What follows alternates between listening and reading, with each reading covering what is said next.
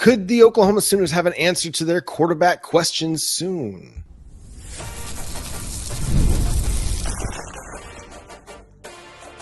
You are Locked On Sooners, your daily podcast on the Oklahoma Sooners. Part of the Locked On Podcast Network, your team every day. What's up, Sooner Nation? Welcome to Locked On Sooners, and thank you for making Locked On Sooners your first listen every single day. Shout out to all the everydayers out there. Today's episode is brought to you by FanDuel. You can start the season with a big return on FanDuel. New customers can place a $5 bet, and you'll get started with $150 in bonus bets if you win your first $5 bet. Visit FanDuel.com to get started. He's Jay Smith. I'm John Williams. And again, welcome to Locked On Sooners. The biggest question of the transfer portal season so far has been, what is John Mateer going to do? Because he was slated to play in the bowl game. Well, on Monday, reports started coming out and it became official that John Mateer is in the transfer portal. That's the domino that everybody is waiting to fall. Yeah, and we talked about this a bit ago that John Mateer was going to enter the portal, and the big thing was, the question was he going to actually play in the bowl game? And I mean, he was practicing with the team, so it did seem like that direction was going, but we talked about it yesterday. John Kuziewski, he ended up taking the job as assistant quarterback coach and offensive analyst here at Oklahoma following Ben Arbuckle, the offensive coordinator. So the guy that was going to call the offensive coordinator left. The guy that was going to call the plays in the bowl game followed that offensive coordinator, and now the guy that will be running the plays is in the portal, and it's a done deal. He's in that portal now. Now, the one thing that I did notice, John, that was interesting about this John Mateer entire situation is that he entered the portal, but there wasn't a no contact tag. I saw that floating around social media that they were thinking that was going to happen. Doesn't look like he has that. So, you know who called? Everybody, because right now he is rated as the number one player in the transfer portal. And I don't think anybody else better than him is going to enter the portal. So, yeah, it's going to be a fight, a dog fight to the end to get this young man on your roster. Yeah, you have 44 total touchdowns in a season, and you're going to garner the attention of pretty much everybody that needs a quarterback. They're going to start to try to pursue you. I don't want to sit here and act like it's going to be a done deal for Oklahoma, even though you've got the Ben Arbuckle connection, you got the John Kuziewski connection. I'm not counting any chickens until they've hatched, because with what Miami can do from an NIL standpoint, what some of these other programs that are looking for a quarterback can do from an NIL standpoint, you never know what kind of a factor that's going to play in a recruitment. But I think it's going to be a factor, but it may not be the only factor. It's going to be one of those recruitments that if Oklahoma allows him to leave after a visit, I don't know if I'm going to feel too optimistic about it. Yeah, that's what I'm waiting to see, is an official statement of when he's supposed to visit. No one's put anything out on social media to be out in public. I think a few paywalls do have it up on some of the recruiting sites, but I haven't seen anything public come out and say when he's actually going to visit. And so my assumption is that if he entered the portal today, which was after their 9 o'clock team meeting, which is 11 o'clock Central Time, is roughly when we saw that announcement anyway. If he's on an airplane, he's either flying back tonight or he's flying tomorrow. So there's a chance that he either hits campus Tuesday or Wednesday. Because my assumption with this and expectation is that his offensive coordinator, Ben Arbuckle, already picked up the phone and called him and said, "Hey, welcome to the portal. We would love to have you here at Oklahoma. Do you want to set up a meeting?" Or he told him, "No, you're coming here because we're going to continue to do great things together." I don't know. All I know is, John, I'm wondering when the actual meeting's going to go down. Again, like I said, it's probably on the paywalls, and I'm not going to out there information like that. Nothing has been shown up public by any of the national guys saying when he's going to show up. I would expect that everybody wants to move fast on this. Yes. If you're Oklahoma, you certainly want to move fast on this so that you can have some clarity as to who your quarterback's going to be, or at least what the quarterback setup's going to be.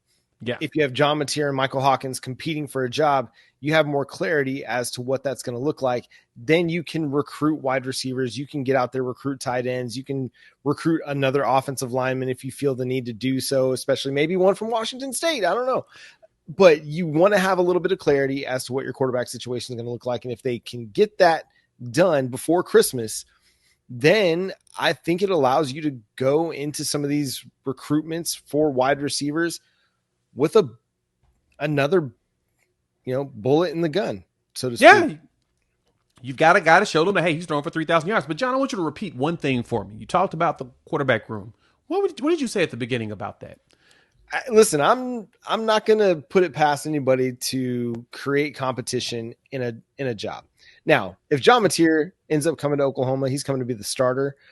But I'm not going to sit here and act like somebody couldn't push him for reps or push him for action. Again, he's going to be making a big jump up in competition. Yeah, and respect to the schedule that he played, but it's not an SEC schedule. No, and exactly. The defense that he will be practicing against in spring ball, in fall camp, isn't Washington State's defense. It's not the Mountain West. It's not Oregon State. This is a big step up. So I'm not going to sit here and assume that everything's going to translate either. He was really, really good against the level of competition that he faced. Yep. And to add to that, and why I wanted to repeat that, I want people to hear that. Quarterback competition. We're not writing off Michael Hawkins and saying that, oh, we don't want him here at quarterback anymore. We're not saying Michael Hawkins is not going to compete for the job. What we're telling you is that when you have Jackson Arnold and Brendan Zerbrook hit the portal, it's like the Will Smith meme walking in on the Fresh Prince. The room's looking a little bare. The cupboard is bare. It's still Wiesel as well as Michael Hawkins. You've got to have multiple. And then Jet New, who's coming in as well. Hopefully he's going to be a early enrollee. But your goal and job, you need multiple quarterbacks in there. You can't have a whole bunch of young dudes. You need some experience. So honestly, you get John Mateer. Do not be surprised if they go get another Casey Thompson type quarterback, an older veteran, to have in that room just in case. Granted, I expect if anything does happen, knock on wood, I think Michael Hawkins is going to be the one to come in, or Michael Hawkins goes in there and win the job. Hey, Michael Hawkins is your starting quarterback. But the point is, just as you said, John, Brent Venables likes to build an environment of competition. Ben Arbuckle, the thing that's going to help John Mateer is that he knows the system. He's been there for the last 3 years. He got to see 2 years of it. He knows it. But that don't mean that Michael Hawkins ain't going to be growing and learning. You need him to develop fast, because if Mateer goes out there and he puts up the exact same numbers he did this past season, that dude's gone to the draft. Mm-hmm. And if I was Oklahoma, I'd say get your butt in the draft and go, because you're gone top 5. Michael Hawkins will be ready in the wings to go ahead and start at that point. So I want to see competition. I want to see them push each other. But that is also assuming that John Mateer has basically agreed to the terms and conditions to be a Sooner. I'm going to pump the brakes on the full excitement, but the fact that he's in the portal now gives us one more thing to talk about. Listen, I think they've got a good chance to land him. I think they've got probably a better chance than anybody. You've got the leg up with the assistant coaches that you've hired on. But you've got to make everything else work right too. He's going to have a good feel for the situation whenever he does make his visit to Norman. He's going to have a good feel for the head coach, because he doesn't know Brent Venables. That's not a circumstance in a relationship that he has a familiarity with. He's going to have to get to know Deion Burks, some of the offensive linemen, Troy Everett in particular, the center. He's going to have to get to know these guys and have a comfort level with them, because those are going to be the guys that he plays with. And if he doesn't have that, he doesn't get that vibe early on, and whenever that visit takes place, that could not necessarily bode well for Oklahoma. And again, everybody's going to be coming after this cat. Yep. And they're going to really try to make him say no to them, especially a program like Miami. After what they just witnessed with Cam Ward, another Ben Arbuckle disciple, so to speak. Yep. They're going to be trying to make John Mateer tell them no, because they've got all the bags of money that they can throw at him. So Oklahoma's going to have to make this pitch so good that John Mateer doesn't want to leave Norman without signing the necessary paperwork to become a Sooner. I agree. That said, Oklahoma did land an offensive tackle to add to the offensive line depth. We'll discuss him coming up next here on Locked On Sooners.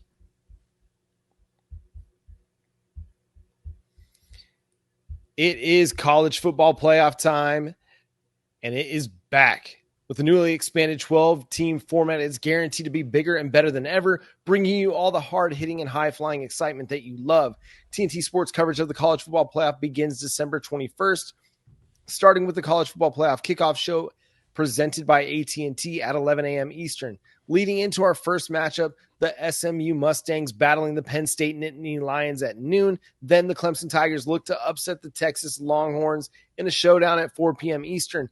Don't miss a moment of the action. Watch the College Football Playoff presented by Allstate live on TNT, True TV, TBS, and Max.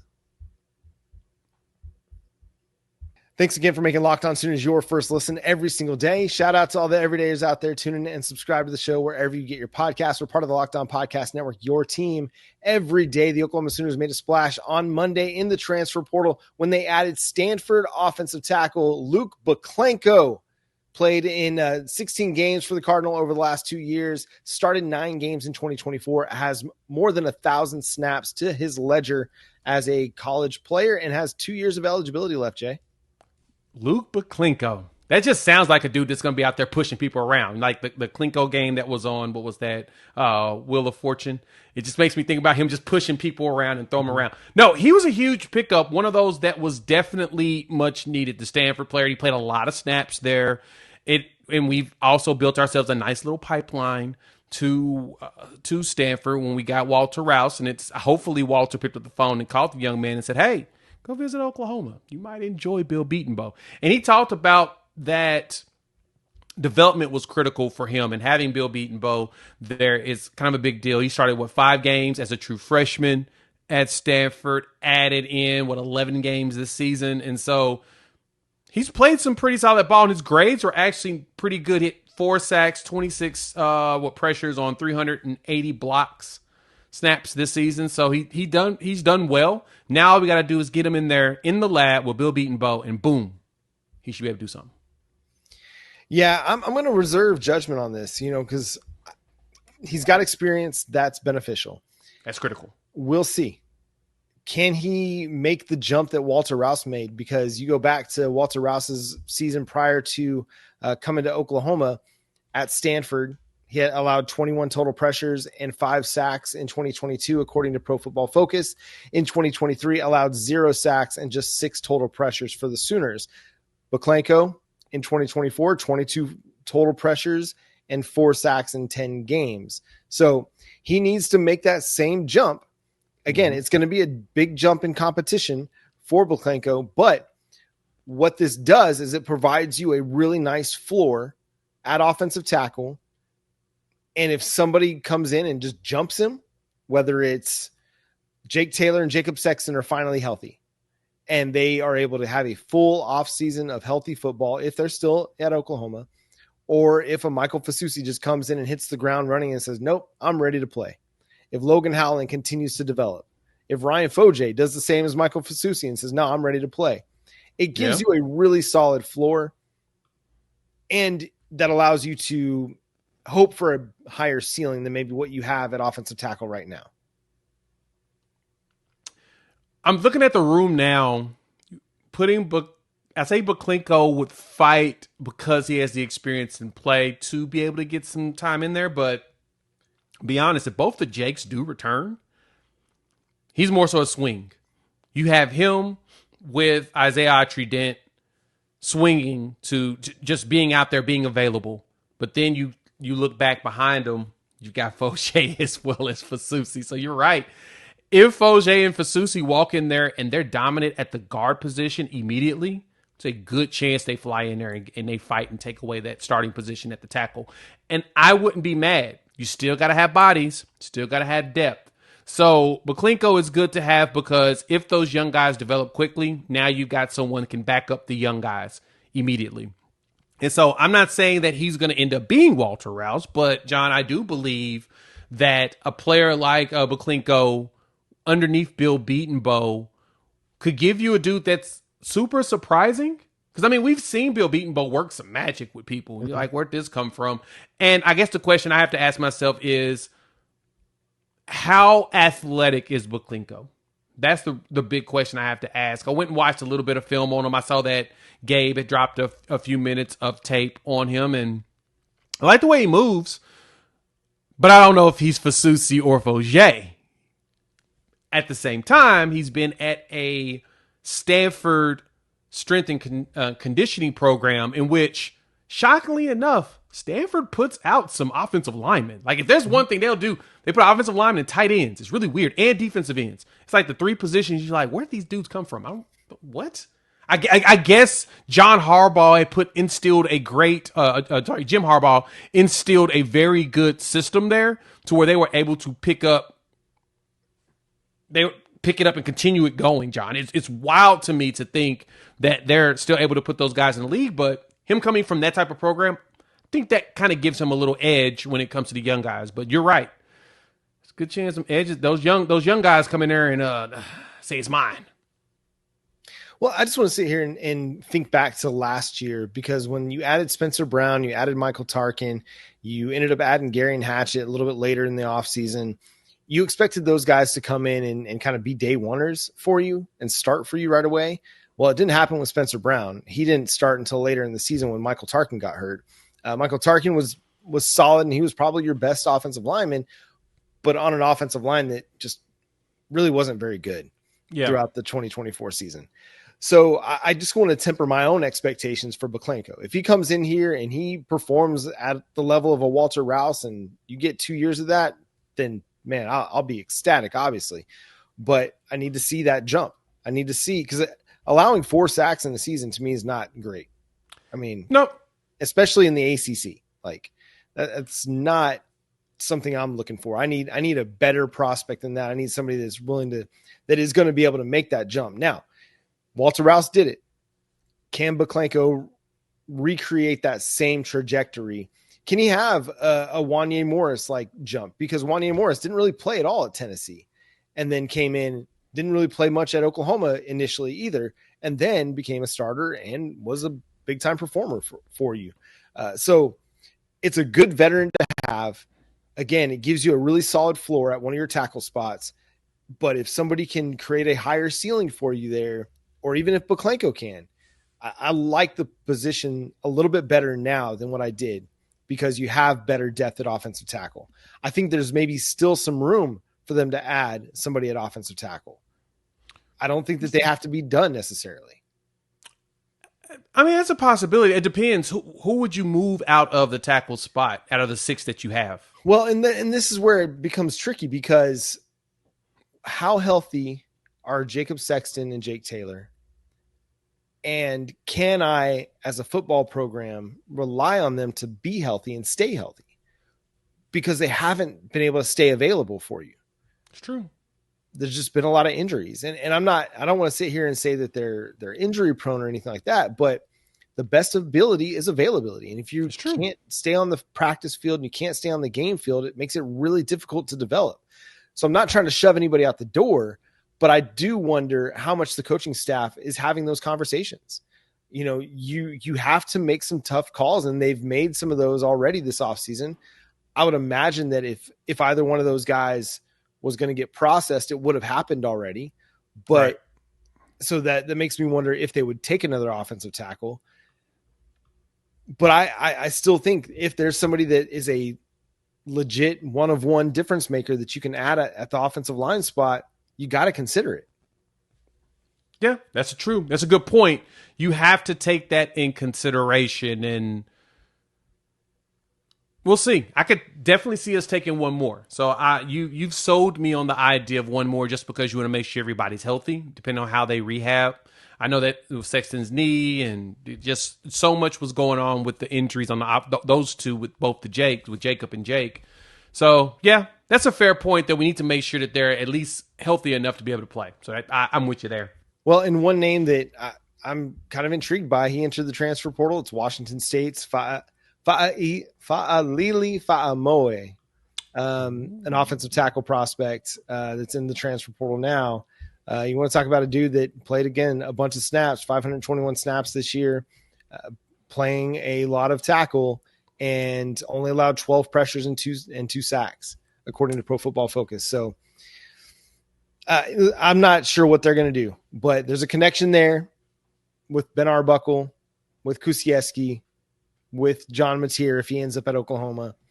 That's a fair point. Again, if you can upgrade your offensive line positions, you got to do it because you don't have much margin for error in the SEC, and you can't afford another year like you had this past year. Agreed. And I think he had like a day 2 grade already and decided to stay in college. So, I mean, if you want to go day 1, we know a dude that's been able to get dudes into the first day. Why not? I don't know. Just a name to keep an eye on. I don't know if there's going to be any interest from Oklahoma with him or if he has any interest in Oklahoma, but that's a name to keep an eye on. Again, simply just because of the offensive coordinator connection there. The Oklahoma Sooners had a lot of offensive line stuff happen on Monday. They got a portal edition, and they got a 2026 edition, and then they lost a kid to the portal. We'll discuss that coming up next here on Locked On Sooners. Get ready to tackle NFL action with FanDuel, America's #1 sportsbook, because right now new customers can bet $5 and get $150 in bonus bets if you win. The FanDuel Sports app gives you everything you need to place all those live bets on the NFL all in one spot. So if you're looking at the games for the week, let's go ahead and look at Baker Mayfield.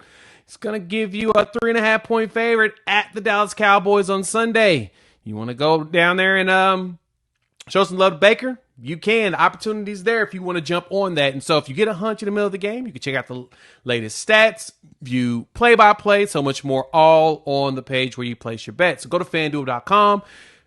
You'll get started with $150 in bonus bets if you win your first $5 bet. That's FanDuel.com. Never waste a hunch and make every moment more with FanDuel, an official sportsbook partner of the NFL.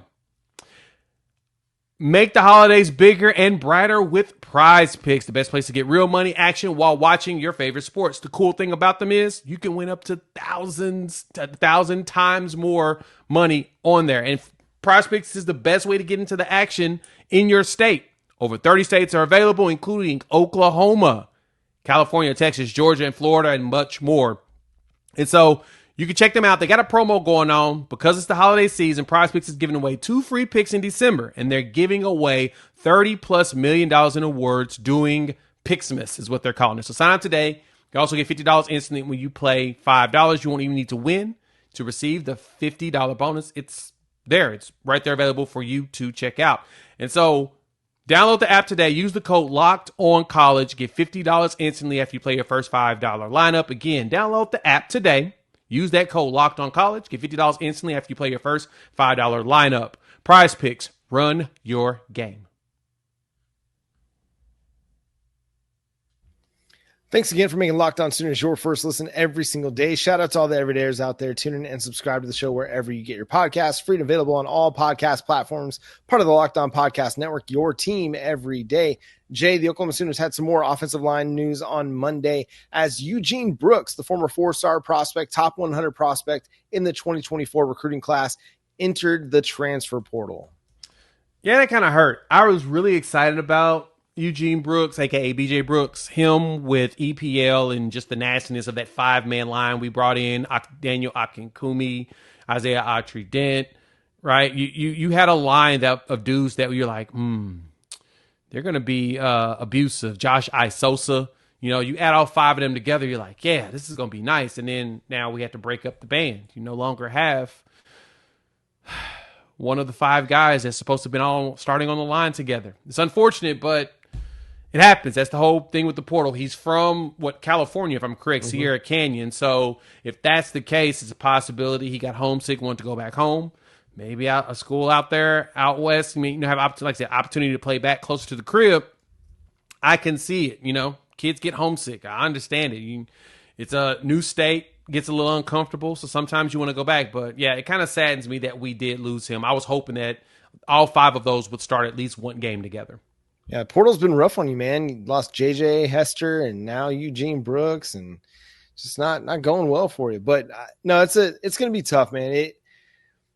With the roster crunch, tough decisions are having to be made on both sides of things, because you look at where guard is right now at Oklahoma, and Heath Ozida started a lot of the games at the end of the season and played well. He's an incumbent coming back. Same with Fabechi Wiwu, started playing his best ball towards the end of the year as well.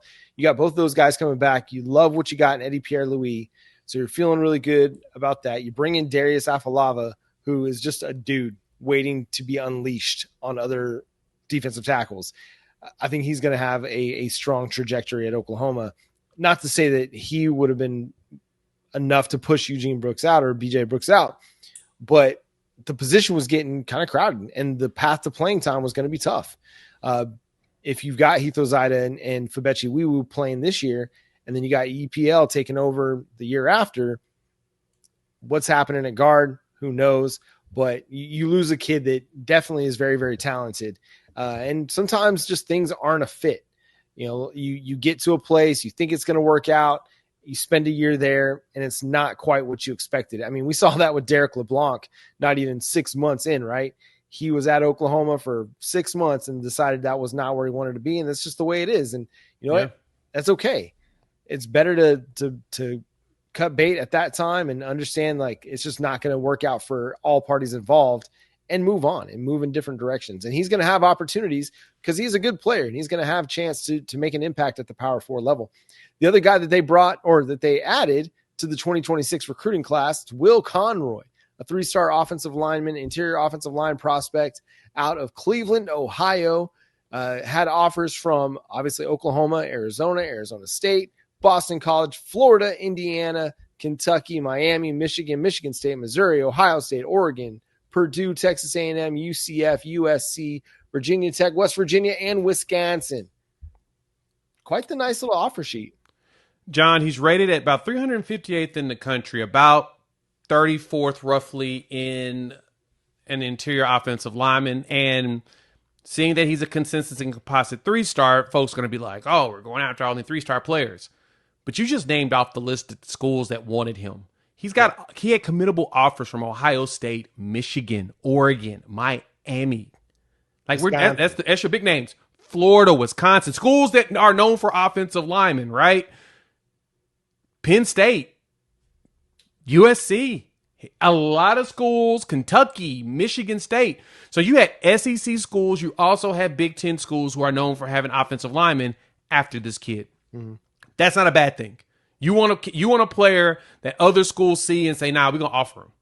Just in case. And I believe in his top 5, you had Ohio State and Michigan in there with Oklahoma. And I'm kind of surprised that he went ahead and committed now. It's a lot earlier than I would have anticipated, but he is the class of 2026. So you add him with Jaden O'Neal and Ryder Mix, you're starting to build out that 26 class.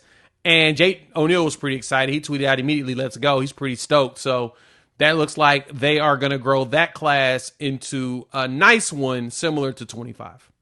Yeah, it's a good addition. And again, 20 Power 4 offers, 14 of those 20 coming from the SEC and the Big Ten. I think that tells you enough about how schools see this kid. I think he's a raw prospect in a sense that you got to put weight on him. He's listed only as like 275 pounds. He's 6'3". So he is definitely an interior offensive line prospect, but you got to put some weight on him. So he's got, his senior year of high school to do a little bit more of that. But then, once he gets on campus with the strength and conditioning staff and the nutrition group, that's when he'll really have to start putting on that better functional weight. Because to play guard inside the SEC, you're going to have to be 315, 320, maybe 330. So he's got a lot of work to do on that front. But technically speaking, he looks really solid. A guy that mirrors really, really well. He does a really good job sealing in the run game. He drives his legs. He continues to move his feet even after engaging with the defender. It's just constantly working. I like his pass pro. He shows good awareness in pass pro, always looking for somebody to block. Even if there's not somebody right there, he's got his head on a swivel, looking for somebody to block. And so that's the kind of stuff that you see like, okay, he may not have the size that you want just yet, but he's got the technical stuff. He's got the understanding of the game that you can build with.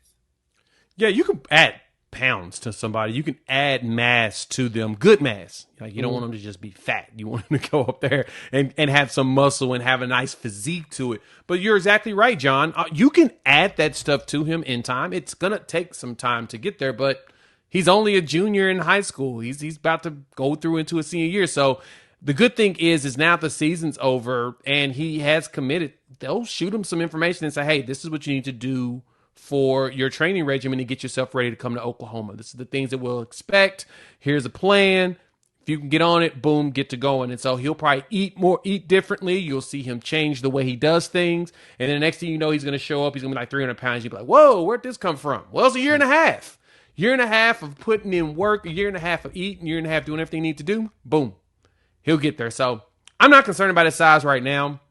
I know he'll get there. I'm ready to see what he looks like when he starts camping here in the spring and see if that shoots up his ranking because, like I said, Ohio State, Michigan offering him like that, knowing that that's committable, and some of the bigger schools like Oregon and Miami actually putting that offer out there makes me feel like he should fly up a little bit higher in the rankings. He could end up being top 200, similar to the way Ryan Fogier was. I'm not saying he's Ryan Fogier, but I am reminding you all, whenever Ryan Fogier had committed, in February of last year, I was sitting there on a boat prepared to go on a trip. I recorded my video and I put that bad boy up there and I told y'all, he may be 3-star now. He gonna move up in the top 100 by the end of it. And sure enough, he did. Fogier was a beast. Not saying Conroy will hit top 100, but I can see top 200 when I watch the film. Yeah, he's got a lot to work with. The things he mentioned to On3 about why he committed to Oklahoma, he loved the culture. He loved the environment from the Tennessee game. He thought that was awesome. So shout out Sooner Nation for showing up and showing out for Oklahoma's first SEC game. Didn't go Oklahoma's way, but that didn't dissuade him. The other thing was Bill Bedenbaugh. As much as people want to talk about Bill Bedenbaugh, that ability to develop is still very much an attractive opportunity for prospects, both in the transfer portal and in the high school recruiting ranks. Oklahoma's 2026 class is just getting started. Again, they've got 3 prospects. We'll start seeing more start to commit over the next 6-8 months as we get to the 2025 high school season. A lot of those guys will want to have their commitments done before their senior year of high school. And that's going to do it for today's episode of Locked On Sooners. Thanks so much for tuning in and being a part of the show. Subscribe to the show wherever you get your podcasts. We're free and available on all podcast platforms and on YouTube. So hit that subscribe button, hit that notification bell to let you know when new episodes drop. Follow Jay at Unfair Sports, myself at John9Williams. Check out his channel, Unfair Sports, over at YouTube. You can read my work covering the Sooners over at SoonersWire.com. The show is at Locked On Sooners on TikTok, Twitter, Instagram, Facebook. Wherever you like to do your social media stuff, that's where we will be. But until next time, he's Jay Smith. I'm John Williams. We'll talk to you then. Boomer. Sooner.